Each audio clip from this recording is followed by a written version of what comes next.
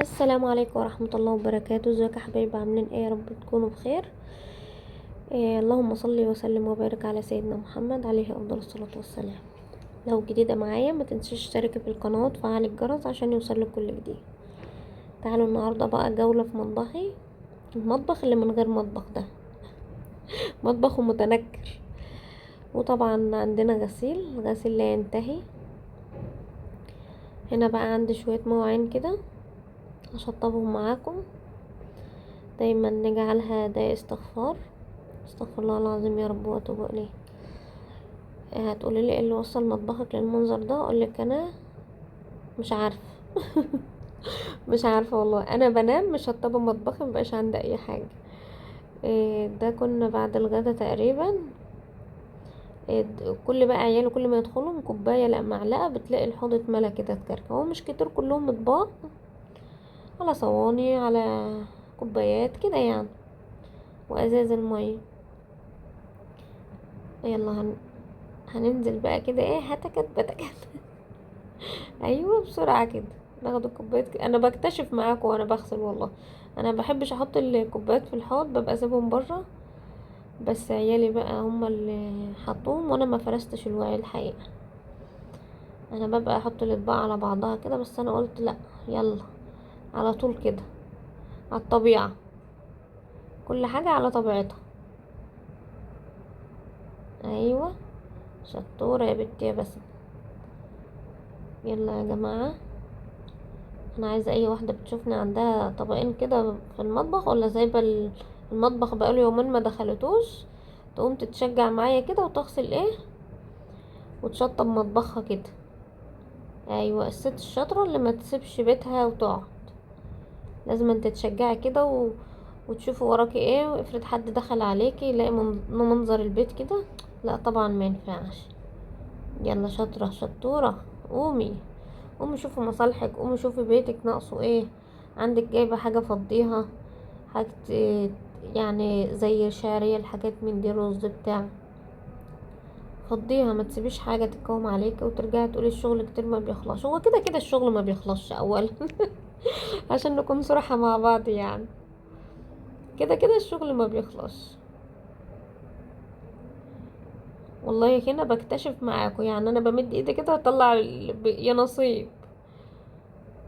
كل دي اطباق عيالي موسخين. اسيلة لو بتاكل كوس كاراتيه بتفضيه في طبق، بتفضيه في طبقين تلاتة كده. تقعد تجيب الطبق ده في الطبق ده، والعلب دي والحاجة دي هي اللي مبهدلاها. يعني اغلبية الوعي دي سيلا بتجيبها بتلعبها وانا بغسلها كده تاني. لازم اشطفها، ما ينفعش اشتغل فيها وهي كده، لان زي ما انتوا عارفين مفيش مطبخ وكل حاجتي محطوطة على الارض.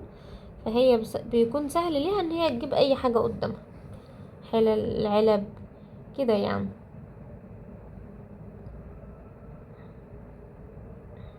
شوف ما خدوش اي حاجة، كلهم كانوا شوية اطباق وشوية حاجات مش مستاهلة. بس انا قلت لا، انا مش هسيبه كده، لازم اروقه كده قبل ايه ما اقعد اخد الشاور بقى الجميل واعمل كوبايه اي حاجه اشربها. انا اكتر حاجه ما بحبهاش تكون متكركبه المطبخ. لو المطبخ رايق انا خلاص الشقه بتبقى فله، لان بقيت الشقه مش بتاخد حاجه.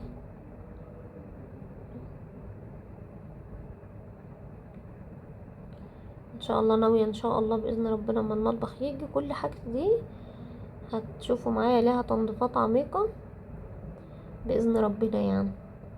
لو حد يا جماعه عنده حل البراد ده بالله عليكم حد يقول لي، لان انا ولعت عليه النار وهو مفيش ميه. فلو حد عنده حاجه يا ريت يقول، من اخواتي وحبايبي طبعا. صلوا بينا كده على النبي، اللهم صل وسلم وبارك على سيدنا محمد. دي كانت حلة الرز. شايفين في الصيف احنا مش بناكل رز كتير يعني. شوفوا دي اصغر حلة كنت عاملة فيها وما اكلناهوش برضه. احنا بنحب العيش في الصيف.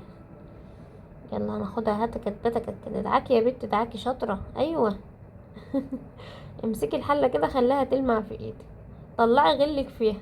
لو مغلولة من حد كده ولا متضايقة من حد، هات الحلة واديها بقى ترحمهاش. ايوه شاطرة.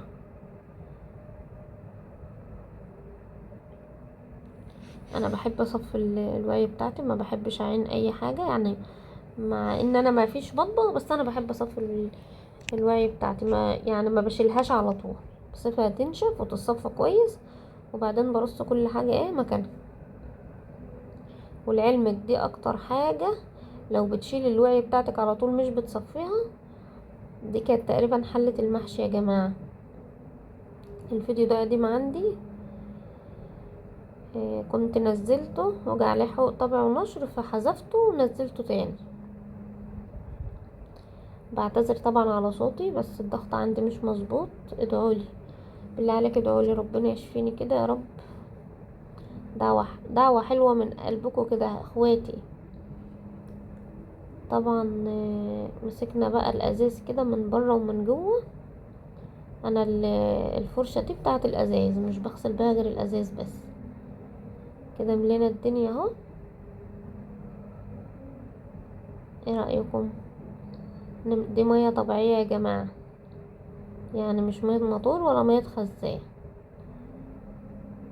ان الفلتر ده عايزة اغير له شمع، بس مش لاقية المراحل بتاعته، فسألت عند حد ان شاء الله كده، قال هيكون موجود، فيا ربي ايه، لان هو نوع قديم، لان عندي من زمان بقاله 10 سنين، بس من يوم ما جيت هنا وما بشغلوش. هنا كنت جايبة الشعرية دي من السوق، ما كنتش فضيتها معاكم. العلبة دي ما شاء الله بتاخد كيلو ونص من اي مكون. هنا بقى ورحنا على البوتاجاز، ادينا الغسلة السريعة كده. البوتاجاز ده بتغسل زيه زي الحوض، وزيه زي الوعي اللي انا بطبخ فيها ان شاء الله. ليه برضو غسلة عميقة كده، انا مأجلة حياتي، موقفة حياتي كلها على المطبخ، حياتي كلها واقفة على المطبخ. لما يجي بس لما بزهق بعمل، والله العظيم. انتوا عارفين انت احساس ان انت عايزة كل حاجة بيرفكت، كل حاجة مسطرة، او انا عايزة كده، مش بيجيلي نفسي اعمل حاجة وهو كده، بس هو لحد ما بنتعامل. هنا بقى خلاص خلصنا البوتاجاز، نمسك بقى الحوض كده.